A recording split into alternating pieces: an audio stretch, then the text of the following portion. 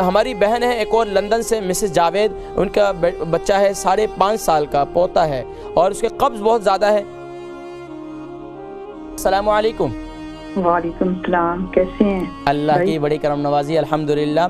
कौन मेरी बहन और कहाँ से? मैं लंदन से बात कर रही हूँ, मिसेस जावेद जी।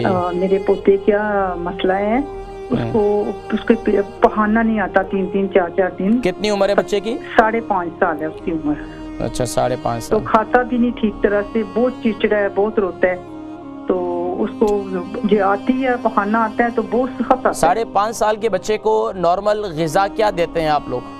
हम लोग ये खिचड़ी देते हैं, रोटी देते हैं। खिचड़ी देते हैं तो फिर तो नहीं होना चाहिए। अगर उसको यानी कि टिन वगैरह, अब टिन वाले अगर खाना खिलाते हैं तो फिर तो उससे होगी।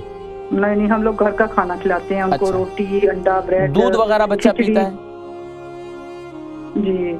दूध कौन सा पीते हैं? दूध वो नहीं पीता, दूध नहीं पीता। बड़ी मुश्किल से चाय वगैरह थोड़ी 2-3 घूंट पी ले तो पी ले, दूध नहीं पीता।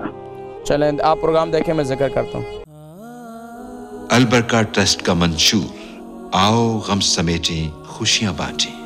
अल बरका वेलफेयर ट्रस्ट इंटरनेशनल ने पैदाइश की खुशी से लेकर मौत की गमी तक इंसानी जरूरियात को मद्देनजर रखते हुए यतीमों, बेवाओं, बेसहारों, जरूरतमंदों और सफेद पोशों की मदद को इबादत समझते हुए इस अजीम फरीजे को सरअंजाम दे रही है।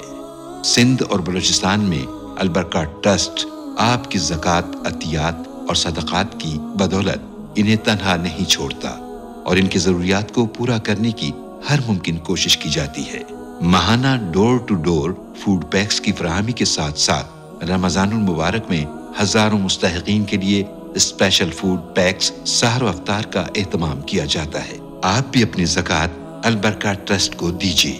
राब्ता कीजिए 0121 6677 399।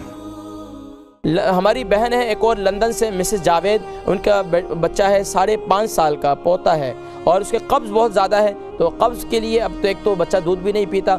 अब उसका एक तरीक़ा यह है कि रात को जैतून का तेल अगर उसे 2 चमचे पिला दें तो इंशाअल्लाह उससे काफ़ी फ़ायदा हो जाएगा। 2 चमचे नहीं पिला सकते तो कम से कम 1, यानी टीस्पून नहीं कर सकते तो 1 खाने का चमचा उसे पिला दें, तो इससे इंशाअल्लाह अज़ीज़ काफ़ी फ़ायदा होगा। और उसके नाफ में उसके तेल लगाए रखें और थोड़ा सा उसके पेट के मसाज करें तो इंशाअल्लाह अज़ीज़ इससे काफ़ी फ़ायदा होगा। और उसके मक़ाद में कोशिश ये करें कि उसे वहाँ पर वास्लीन लगाएं ताकि बच्चे की जो तकलीफ़ जो है वो उसमें कब्ज़ की यानी कि निकलने में वो आसानी हो जाए।